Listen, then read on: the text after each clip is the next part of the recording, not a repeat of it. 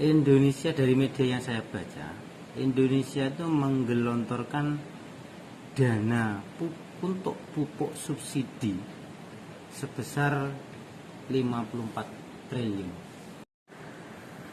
Halo, assalamualaikum warahmatullahi wabarakatuh.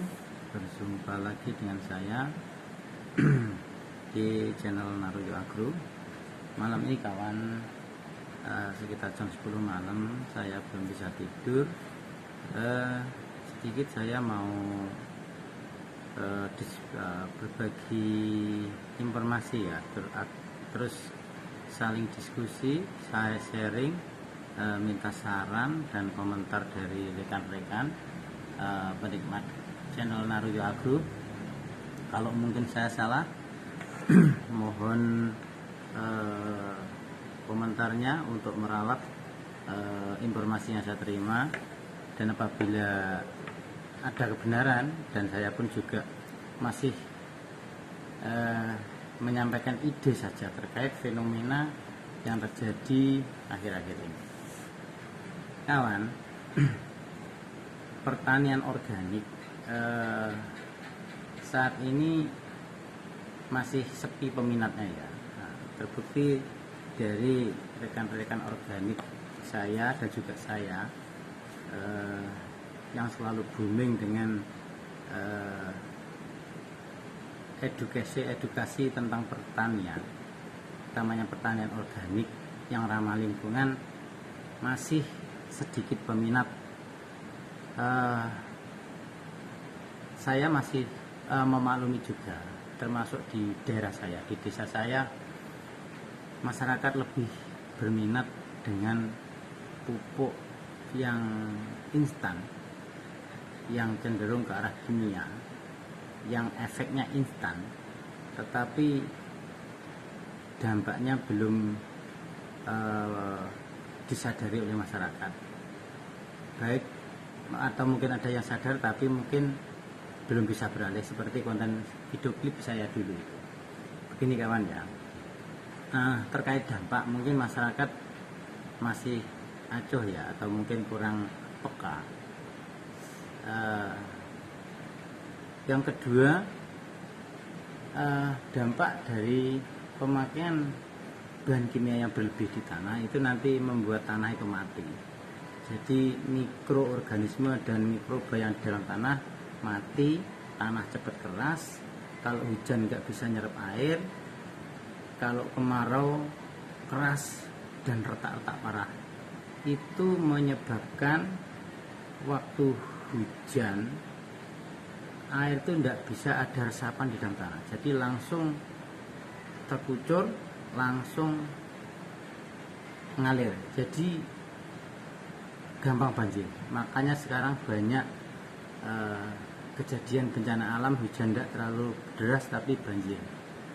Itu disebabkan karena resapan tanah itu hilang. Salah satunya faktor dari pemakaian kimia yang berlebihan yang menyebabkan kerusakan tanah. Di samping itu kawan, fenomena lagi yang kedua mengenai pupuk kimia ya. Pupuk kimia, mungkin kalau saya bercerita seperti itu, mungkin para petani atau mungkin para pejuang pangan itu mungkin masih acuh ya, atau mungkin juga menyepelekan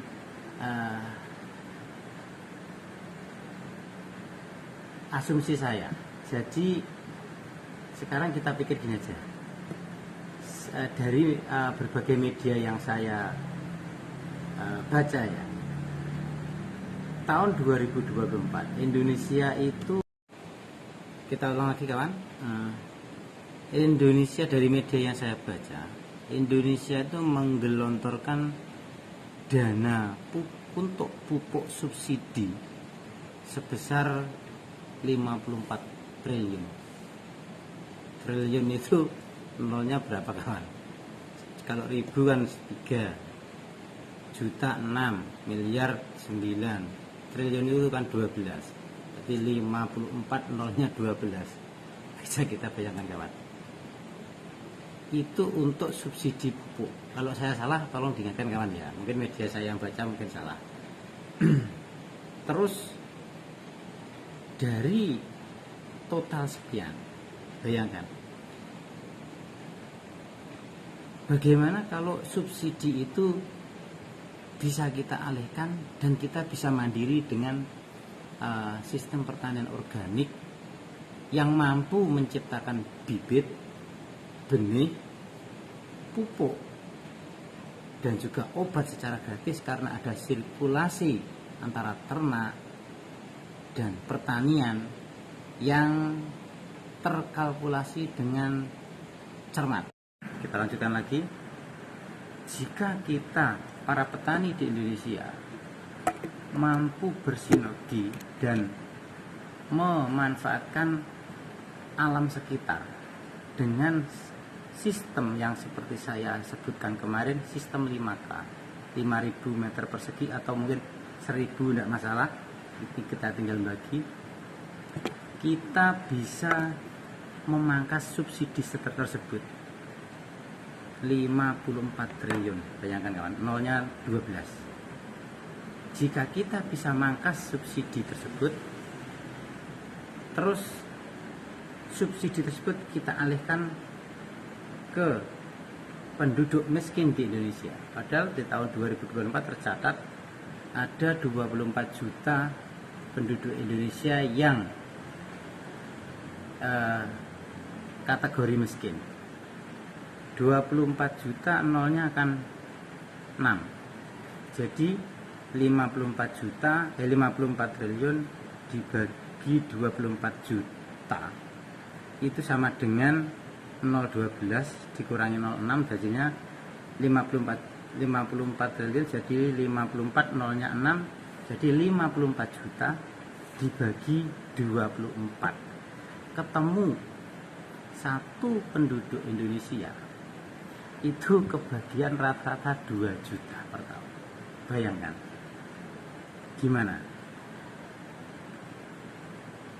Masih pengen organik atau kimia? Ya tergantung rekan-rekan. Organik pun kalau kita tidak terintegrasi dengan kalkulasi yang matang, tidak bisa muter, itu juga sama saja. Kita tidak akan tercukupi kebutuhan pupuk, benih, dan bibit.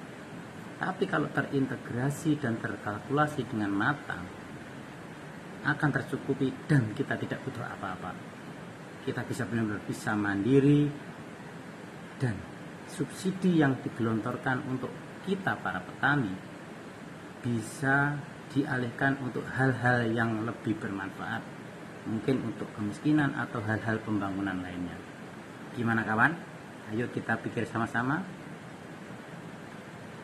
Pengen jadi petani mandiri atau pengen jadi petani ketergantungan dengan menjadi beban negara, dan padahal masih banyak masyarakat miskin di sekitar kita. Kita pikir bersama-sama dan kita renungkan, dan tolong berikan komentar